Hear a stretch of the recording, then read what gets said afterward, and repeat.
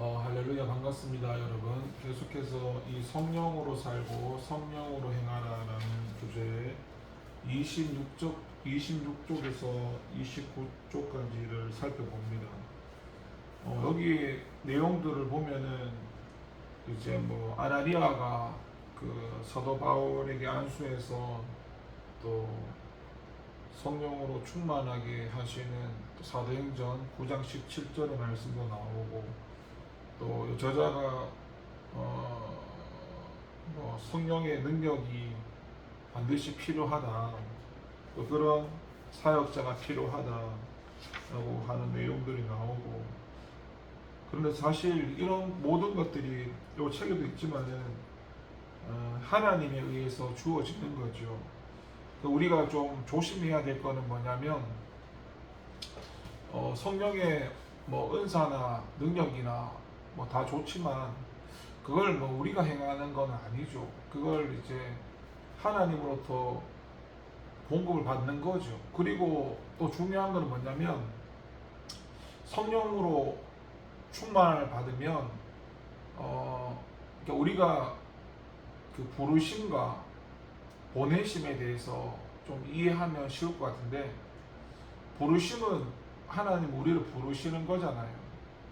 우리를 부르셔서 구원하시고 하나님의 백성 삼으시고, 근데 이제 또 보내시잖아요.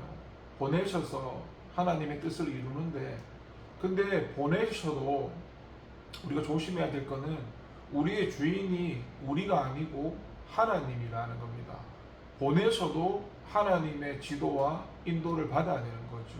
성령의 어떤 지혜나 은사를 받더라도 그거를 내가 어떤 세상 기준에서 막 휘두는 게 아니라, 결국 성령 충만을 받는다는 건 내가 주인 된 삶에서 하나님께 돌아가서 주님께 붙들려서 하나님이 왕이 되시고 그분이 주인 되시는 그 삶을 살아가는 게 성령의 충만함이지, 뭐 성령의 충만함을 받았다 그래서 뭐 내가 뭐 하나님처럼 뭘 하고 그런 건 아닌 것 같습니다. 그러니까 이 이해를 할 때 우리가 조심해야 될 건, 능력을 받아서 내가 뭐 휘두르고 뭐 그런 게 아니라, 성령의 충만함을 받게 되면 우리가 이제 내가 주인 된 것에서 하나님의 주인 된 걸로 돌이켜져서 그분의 지도와 인도를 따라 살아가는 거, 또 그 가운데서 하나님이 역사하시면 어떤 뭐 성령의 능력이나 그런 게 나타나겠지요. 그런데 내가 막 주체가 되고 주인이 된 거는, 뭐 역사를 한다고 해도 그거는 하나님하고 상관이 없죠. 그래서 우리가 조심해야 될 게 그런 겁니다. 사람들이 막 사역자한테 막 뭔가 기대하고 하는데, 뭐 바라는데, 사역자한테 바라면 안 되죠. 하나님을 바래. 사역자는 그냥 하나님이 쓰시는 그 사람일 뿐이고, 중요한 건 하나님이시니까 우리가 그 뭐 사역자를 통해서 일하시는 분 하나님이신데, 그러니까 그 배후에 계신 하나님께 주목을 해야지 사람에게 주목을 하면 안 된다는 것입니다. 오늘 책에는 26쪽부터 29쪽까지 큰 내용은 결국 성령 충만을 통해서 하나님께 돌아가서 그분의 지도와 인도를 받는다는 거, 뭐 그런 내용으로 마무리가 되어집니다. 로마서 8장에도 그 말씀이 있잖아요. 로마서 8장 읽어보면은 하나님의 자녀라는 게 결국 성령의 지도와 인도를 받아서 살아가는 거, 그게 하나님의 자녀라고 로마서 8장에 기록되어 있습니다. 저와 여러분이 하나님의 은혜로 성령님의 역사하신 가운데 예수님을 구주로 받아들이고 하나님을 아빠 아버지라 부르면서 이제 하나님 백성이 되었잖아요. 새 죽음에서 사망으로 이제 영생 가운데 우리가 뿌리가, 여기 이제 죄인 되었을 때 이 뿌리에서 이제 새로운 존재로 이 뿌리가 이렇게 옮겨져서 이제 우리 정체성은 여기 직접 정체성이 아니고 여기 새 뿌리의 영적 정체성이죠. 여기가 우리 실존인데, 그런데 우리는 이제 여기로 살아가야 되는데 여기 죽었던 거 여기를 여전히 살아가는 거죠. 근데 여기는 이미 이렇게 옮겨졌기 때문에 여기는 없는 거예요. 예, 그래서 제가 늘 자주 얘기했던 게 나라는 정체성, 김석한이라는 존재는 없다. 내가 나라고 하는 존재는 이미 예수님과 함께 십자가에 죽어서 이제 하나님의 생명이 접붙여서 이제 이 세 사람이 되었다라고 늘 얘기했잖아요. 근데 끊임없이 살아있다고 하는 거, 그거는 이제 내가 아니라 로마서 6장에 내 속에 거한 죄라고 얘기했잖아요. 그래서 우리 새 존재는 성령의 지도와 인도를 따라 살아가야 된다. 근데 이게 뭐 그렇게 말처럼 단순하게 그냥 되어지는 건 아닙니다. 성령의 지도와 인도를 따라가려면 우리의 속사람이 영혼이 성장해야 되는 거죠. 그래서 지금 여러분들이 기본적으로 해야 하는 게 하루에 100번씩 물어보고 통성기도를 5시간 할 수 있으면 하고, 5시간이 힘들면 3시간이라도 하고, 3시간도 힘들면은 뭐 1시간이라도 하고, 시간을 늘려가면 되니까, 또 말씀도 이제 좁은 길 말씀을 많이 들으시고 그런 과정이 필요합니다. 그러니까 가끔 어떤 분이 좀 이상하게 말씀하는 게 뭐냐면 그냥 뭐 어떤 뭐 시스템 같은 거 하나, 뭐 어떤 사역자 하나, 그런 걸 뭐 사역자 한 사람이나 시스템 하나 있으면 꼭 다 되는 것처럼 말씀하는데, 그렇게 해서 사람이 변화되어지는 게 아닙니다. 그리고 그 사람에게 능력이 있는 게 아니고 하나님에게 능력이 있지, 사람한테는 아무 능력이 없습니다. 하나님이 능력을 부어주시는 거지 사람한테 무슨 능력이 있겠습니까? 그리고 만약에 심지어 하나님이 역사를 해서, 예? 사람을 통해서 역사를 해서 그 성령 세례를 받고 성령의 충만을 받는다 해도 그것이 지속적으로 가려면은 그 속사람이 성장해져야 성령의 지도와 인도를 받을 수 있는 그런 영적인 힘이 생기는 거지, 그냥 순간적으로 성령 충만을 받았다 해도 나를 부인하고 내 자신을 쳐서 복종시킬 수 있는 그런 영적인 힘이 지속적으로 가지 않기 때문에, 제가 처음에 간증했잖아요. 제가 처음에 예수 처음 믿었을 때 하나님이 저를 이렇게 덮었을 때 내가 한 3일 동안인가 죄를 못 지었다고.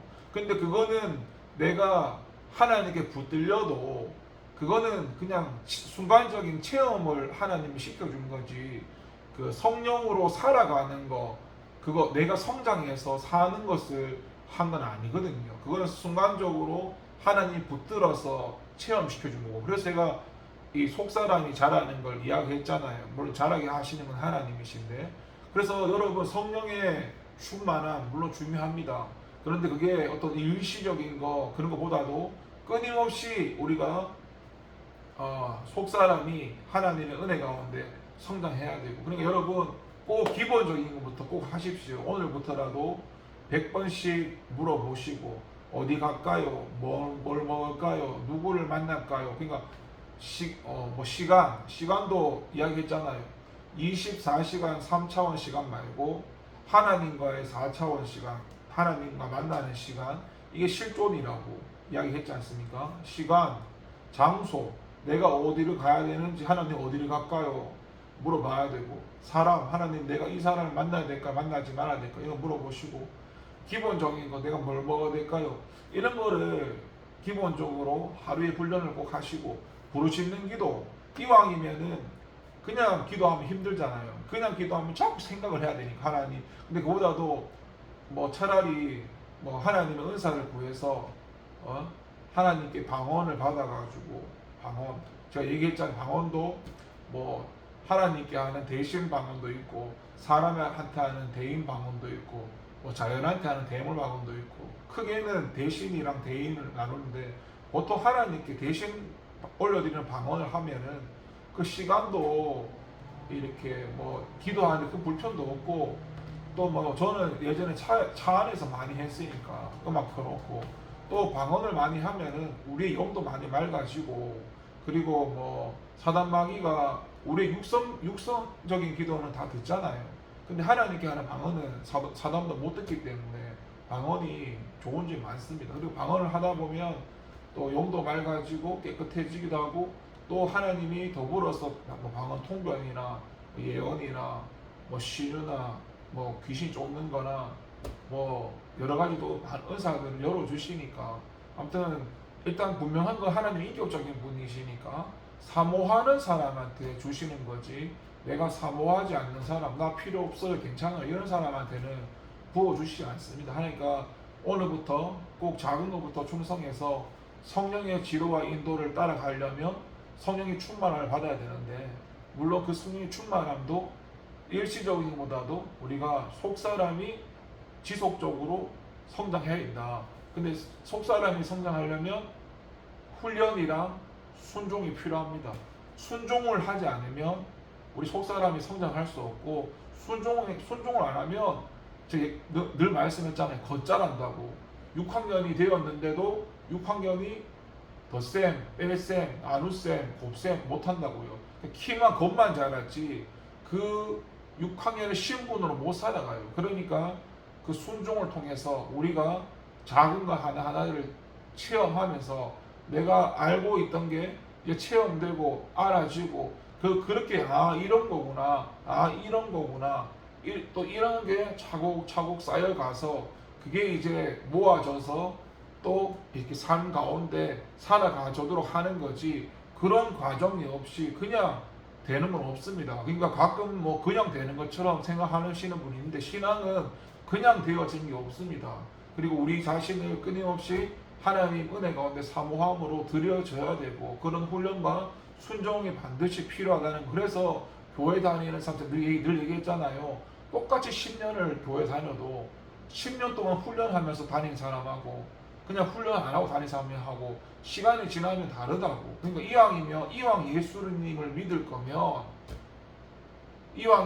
꼭 믿을 거면은 훈련을 하는 게 낫습니다, 여러분. 시간이 하나님 보실 때 지혜로운 사람은 세월을 아끼고 시간을 아끼는 사람이 지혜로운 사람입니다. 그 시간을 하나님께 드리는 사람이 지혜로운 사람이니까 그렇게 오늘 한 줄 말씀처럼 하나님께 돌아가는 거 성령의 충만함이란 내가 내 기분 감정 뭐 어떤 어릴 때야 뭐 어떤 뜨거움 이런 게 좋겠지만은 성장하면 할수록 결국 성령 충만함을 받는 이유는 하나님께 돌아가서 그분의 주인 대신에 지도와 인도를 받는 거 이렇게 요약하시면 될 것 같습니다. 기도하겠습니다.